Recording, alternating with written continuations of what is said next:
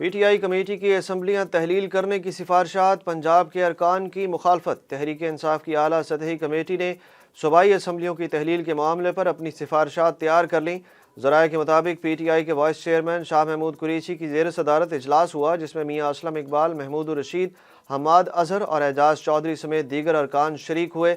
ذرائع کا کہنا ہے کہ کمیٹی کے ارکان کی جانب سے 20 دسمبر تک اسمبلیاں تحلیل کرنے کی سفارش کی گئی ہے، جبکہ پنجاب سے تعلق رکھنے والے کچھ ارکان نے فوری اسمبلیاں تحلیل نہ کرنے کا مشورہ دیا۔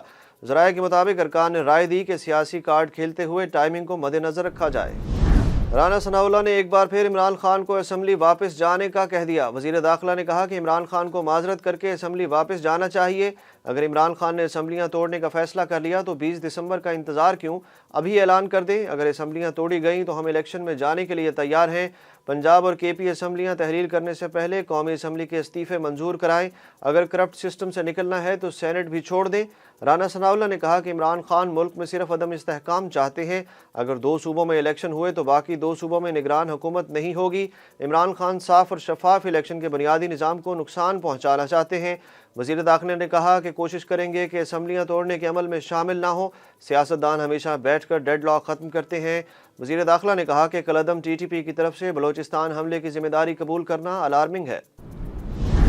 پنجاب اسمبلی کب تحلیل کی جائے، حتمی فیصلہ آج عمران خان اور وزیر اعلیٰ پنجاب چودھری پرویز الہی کی ملاقات میں ہوگا۔ ذرائع کے مطابق ہفتے کے روز خیبر پختونخوا کے اراکین کی عمران خان سے ملاقات شیڈول ہے۔ سینئر وزیر پنجاب میاں اسلم اقبال نے کہا کہ ہم جابرانہ نظام کا مزید حصہ نہیں رہنا چاہتے۔ اسلم اقبال نے کہا کہ ہفتے کو کے پی ممبران اسمبلی عمران خان سے ملیں گے۔ اپوزیشن نے پنجاب اسمبلی کی تحلیل روکنے کا حل نکال لیا۔ اپوزیشن نے پنجاب حکومت کی تحلیل روکنے کے لیے سرگرم ہوتے ہوئے اعتماد کے ووٹ کا آپشن استعمال کرنے پر غور شروع کر دیا۔ ذرائع کا کہنا ہے کہ اعتماد کے ووٹ کے لیے پنجاب حکومت کو اراکین پورے کرنا ہوں گے، جبکہ عدم اعتماد کی صورت میں اپوزیشن کو اراکین پورے کرنا ہوں گے۔ ذرائع کا کہنا ہے کہ اپوزیشن نے گورنر کے ذریعے اعتماد کا ووٹ لینے کا آپشن اپنانے کا فیصلہ کر لیا۔ سپریم کورٹ آف پاکستان میں سابق وزیر اعظم عمران خان کے خلاف توہین عدالت کیس کو سماعت کے لیے مقرر کر دیا گیا۔ چیف جسٹس کی سربراہی میں 5 رکنی لارجر بینچ کل 2 دسمبر کو سماعت کرے گا۔ سپریم کورٹ کے جج جسٹس اعجاز الاحسن، جسٹس مظاہر علی نقوی، جسٹس منیب اختر اور جسٹس یاحییٰ آفریدی بھی لارجر بینچ کا حصہ ہوں گے۔ سماعت کے لیے عدالت کی جانب سے عمران خان سمیت تمام فریقین کو نوٹس جاری کر دیے گئے۔ وفاقی حکومت نے 25 مئی کے عدالتی حکم کے خلاف ورزی پر عمران خان کے خلاف توہین عدالت کی کارروائی شروع کرنے کے لیے سپریم کورٹ سے رجوع کیا تھا۔ الیکشن کمیشن نے نئے انتخابات کے لیے تیاری شروع کر دی۔ ذرائع الیکشن کمیشن کے مطابق خصوصی فیچرز پر مبنی بیلٹ پیپرز استعمال کرنے کا فیصلہ کر لیا گیا۔ عام انتخابات میں واٹر مارک بیلٹ پیپرز کا استعمال کیا جائے گا۔ امریکی محکمہ دفاع نے کہا ہے کہ چین اپنی فوجی طاقت کی نمائش اور معاشی قوت کے اظہار کے لیے اپنے اہم اتحادی پاکستان پر انحصار کرتا ہے۔ چائنا ملٹری پاور کے عنوان سے جاری رپورٹ میں کہا گیا کہ چین پاکستان کو اپنا واحد ہر طرح کے حالات کا اسٹریٹجک پارٹنر قرار دیتا ہے، جبکہ وہ روس کو اپنا واحد باہمی تعلقات کے ساتھ جامع اسٹریٹجک پارٹنر سمجھتا ہے۔ سعودی وزارت داخلہ نے نجی وزٹ ویزے کے حصول کے لیے طریقہ کار کا اعلان کر دیا۔ پرسنل وزٹ ویزے پر جانے والے اپنے دوستوں یا سعودی احباب سے ملنے کے لیے جا سکیں گے۔ انہیں سعودی عرب کے کسی بھی ریجن یا شہر میں جانے کی اجازت ہوگی۔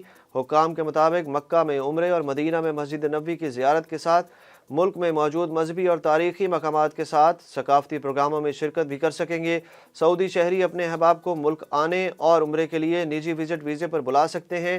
نجی وزٹ ویزے کی درخواست دفتر خارجہ کے وزٹ پلیٹ فارم پر دی جائے گی۔ نجی وزٹ ویزا آن لائن حاصل کیا جا سکے گا۔ دنیا کے آلودہ ترین شہروں کی فہرست میں لاہور ایک بار پھر پہلے نمبر پر آ گیا۔ ایئر کوالٹی انڈیکس کے مطابق لاہور کا فضائی معیار انتہائی مضر صحت ہے۔ شہر میں ایئر کوالٹی انڈیکس 433 پوائنٹس پر ہے۔ AQI کے مطابق کراچی آلودہ شہروں میں تیسرے نمبر پر ہے، جس کا فضائی معیار 238 ریکارڈ کیا گیا۔ آلودہ شہروں کی فہرست میں بھارتی شہر دہلی دوسرے نمبر پر ہے۔ FBR نے ٹیکس ریٹرن جمع کرانے کی تاریخ میں توسیع کر دی۔ انکم ٹیکس گوشوارے جمع کرانے کی تاریخ 15 دسمبر تک بڑھا دی گئی۔ اس سے قبل ٹیکس ریٹرن جمع کرانے کی تاریخ 30 نومبر تھی۔ پاکستان میں گوگل ایپس استعمال کرنے والوں کے لیے اچھی خبر۔ پاکستان میں گوگل ایپس کی خدمات بند نہیں ہو رہی۔ وزارت خزانہ نے وزیر آئی ٹی امین الحق کی تجویز مانتے ہوئے گوگل سروسز کو ادائیگیاں براہ راست بلنگ کے ذریعے کرنے پر حامی بھر لی۔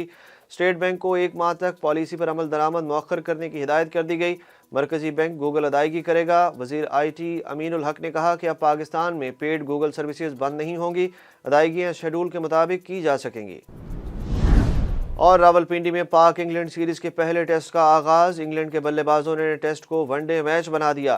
بیٹرز کی دھواں دھار بلے بازی کے سامنے پاکستان کے بولرز کو مشکلات کا سامنا۔